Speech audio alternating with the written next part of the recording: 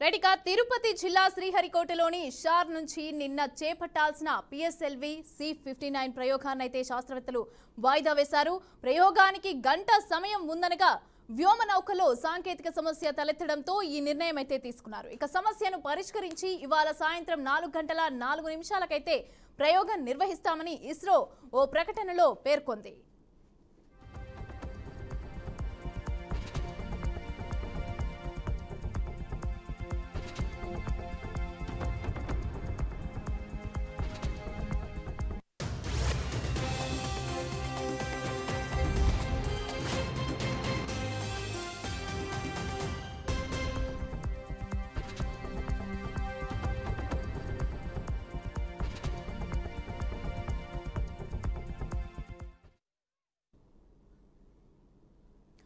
Right ఇక ప్రయోగం నేటికైతే వాయిదా వేశారు. ఇస్రోకి సంబంధించి పిఎస్ఎల్వి C-59 నింగిలోకి నిన్ననే పంపించాలి, కానీ తిరిగి ఇవాళకైతే పోస్ట్ పోన్ చేశారు.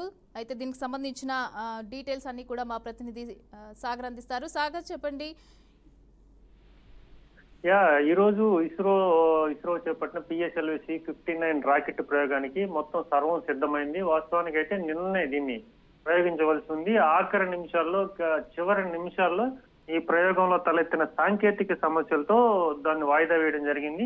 వాయిదా వేసిన వెంటనే కూడా ఇస్రో శాస్త్రవేత్తలందరూ కూడా చాలా ధీమానైతే వ్యక్తం చేశారు. మరో 24 గంటల్లోని ఈ ప్రయోగం చేపడతామని చెప్పి చాలా క్లియర్ గా చెప్పారు. దానికి అనుగుణంగానే ఎక్కడ లోపం జరిగిందని దాన్ని ఫైండ్ అవుట్ చేయడం జరిగింది నిన్ననే. ఎందుకంటే ఈ ఉపగ్రహ వాహక నౌక ఏదైతే ఉందో పిఎస్ఎల్వి C-59 రాకెట్ లో ఎటువంటి లోపం అయితే లేదు. దీంట్లో ప్రధానంగా సాంకేతిక లోపం అనేది అందులో పంపించబోయే ప్రోబో 3 అనే మిషన్ లోనే ఈ సమస్య అయితే ఉందని చెప్పి గుర్తించడం జరిగింది. సో మొత్తం మీద చూసుకుంటే ఈ ప్రోబో 3 సమస్యలో ఎక్కడ సమస్య ఏర్పడింది అని చెప్పి మొత్తం తెలిసింది కాబట్టి అప్పటి దానిపై రెక్టిఫై చేయడం కూడా జరిగింది.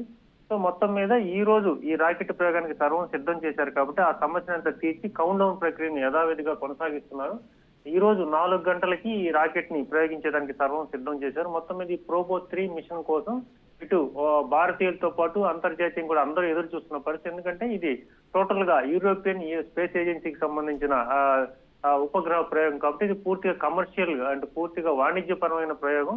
సో మొత్తం మీద నిన్నటి నుంచో కూడా యూరోపియన్ స్పేస్ ఏజెన్సీకి సంబంధించిన శాస్త్రవేత్తలు అందరూ కూడా మన భారతీయ శాస్త్రవేత్తలతో కలిసి ఈ ప్రయోగానికి సర్వం సిద్ధం చేసి అహర్నిశలు కృషి చేస్తున్నారు. ఇస్రో చైర్మన్ సోమనాథ్ చటర్జీ కూడా దీనిపైన ఒక క్లారిటీ ఇచ్చారు. ఇటువంటి చిన్న చిన్న లోపాల వల్ల గతంలో కూడా వాయిదా వేయడం జరిగింది. 2001లోనే ఈ వాయిదా గతంలో ఒక ప్రయోగంలో కూడా వాయిదా వేసాం. వాయిదా వేసిన మరో 24 గంటల్లోనే ఈ ప్రయోగం చేపట్టాం. అలాగే కొన్ని సందర్భాలు ఇలాంటి సాంకేతిక సమస్యలు ముందుగా గుర్తించి మిషన్ ని ప్రయోగించిన తర్వాత ఫెయిల్ అయ్యే కన్నా ఈ ముందుగా గుర్తించడం వల్ల కొంతవరకు అయితే మేలే జరిగింది. ఎందుకంటే ఇప్పుడు మనం కొంత నేర్చుకునే అవకాశం ఉంది. అలాగే మిషన్ ప్రయోగించినాక చాలా వ్యయ ప్రయాసాలతో కూడుకుంది కాబట్టి సో ముందుగా ఈ లోపం గుర్తించాము. ఈ రోజు ఈ పిఎస్ఎల్వికి C-59 రాకెట్ వాహక నౌక ద్వారా ఈ ప్రోబో 3 మిషన్ ని నింగిలోకి పంపనున్నారు. ఈ ప్రోబో 3 మిషన్ ప్రధానంగా సూర్యుని యొక్క కాంతి పైన సౌర కరోనా పైన అధ్యయనం చేయడానికి ఈ ప్రయోగం చేపడుతున్నారు. ఈ సూర్యునికి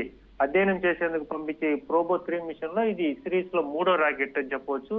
గతంలో ఇప్పటికే 2001 కావచ్చు 2009లో పంపించిన 2 సిరీస్ లో కూడా సక్సెస్ఫుల్ గా పంపించడం జరిగింది. ఈ 3వ మిషన్ లో ప్రోబో 3 ద్వారా ఈ శాటిలైట్ ని నింగిలోకి భారతీయ శాస్త్రవేత్తలు దిగ్విజయంగా పంపించేందుకైతే ఇప్పటి వరకు ఎటువంటి ఆటంకాలు లేదు. నిన్నటికి కూడా వాతావరణం కొంచెం వర్షాభావంతో కూడుకుంది, వర్షం కూడా కురుస్తున్న పరిస్థితి. కానీ ఈ రోజు మాత్రం అటువంటి పరిస్థితులు ఏం లేవు. ఇటు సాంకేతికంగా కూడా అంతా సక్సెస్ఫుల్ గానే ఉంది. వాతావరణం అనుకూలిస్తుంది, అన్ని అనుకూలిస్తే ఈ రోజు సాయంత్రం ఈ ప్రయోగం సక్సెస్ఫుల్ గా ప్రయోగించే అవకాశం అయితే ఉంది. రైట్, కక్షలోకి పంపడానికి ఎంత టైం తీసుకునే అవకాశం ఉందంటారు సాగర్? వాస్తవానికి కక్షలోకి పంపించేదానికి కేవలం 14 నుంచి 15 నిమిషాల సమయం తీసుకుంటారు. దీనికి కక్షలోకి పంపించేందుకు ప్రధానంగా పిఎస్ఎల్వి రాకెట్ లో 4 భాగాల్లో ఇంధనం నింపుతారు. ఈ 4 భాగాల ఇంధనం ద్రవ ఇంధనంతో పాటు లిక్విడ్ కి సంబంధించిన ఇంధనం కూడా నింపారు. ఈ లిక్విడ్ కి సంబంధించిన ఇంధనాన్ని మండించడం ద్వారానే ఇది ఆకాశంలో నింగిలోకి ప్రవేశిస్తుంది. ఇది కొన్ని వేల కిలోమీటర్ల వేగంతో ప్రయాణించి కేవలం ఒక 6 నుంచి 15 నిమిషాల్లో, అంటే వాస్తవానికి 12 నుంచి 15 నిమిషాలు చాలా కీలకమైంది. ఎందుకంటే ఈ భూకక్ష ఏదైతే ఉందో ఈ భూకక్ష దాటిన తర్వాత దాన్ని స్థిరంగా అనుకున్న లక్ష్యం వైపు నడిపించవలసి ఉంటుంది. మొత్తం మీద చూసుకుంటే కేవలం 10 నుంచి 15 నిమిషాల లోపులోనే వాళ్ళకి ఇది సక్సెస్ అయినట్టు కనిపిస్తుంది. ఎందుకంటే ఇది గురుత్వాకర్షణ దాటి ఏదైతే ఉందో వీళ్ళు అనుకున్న లక్ష్యాలకి అంటే ఆ సాంకేతికంగా వాటిలో ఈ స్థిర కక్ష దాటిన తర్వాత ఇతర కక్షల్లోకి ప్రవేశపెడతారు. సూర్యుని దగ్గర అధ్యయనం చేసేందుకు సుమారు 60,000 కిలోమీటర్లు అయితే ఈ రాకెట్ ప్రయాణించవలసి ఉంది. మొత్తం మీద తొలి 10 నుంచి 15 నిమిషాలు చాలా కీలకం. రాకెట్ యొక్క సక్సెస్ చూపించేది కూడా ఈ 10 నుంచి 15 నిమిషాలే. రాకెట్ ప్రయోగం చేపట్టిన తర్వాత 15 నిమిషాలలో ఈ సక్సెస్ అయ్యే విధంగా అంత అనుకూలంగా జరిగి తర్వాత వన్స్ ఇది ఆకాశంలోకి వెళ్ళిన తర్వాత ఆ కక్షల్లోకి వెళ్ళిన తర్వాత దాని నుంచి సంకేతాలు అందడం మొదలవుతాయి. ఈ సంకేతాలు అందిన తర్వాతనే దీన్ని సక్సెస్ గురించి ఒక ఇస్రో అయితే స్టేట్మెంట్ ఇవ్వాల్సి ఉంటుంది. మొత్తం మీద చూసుకుంటే 10-15 నిమిషాలు చాలా కీలకం.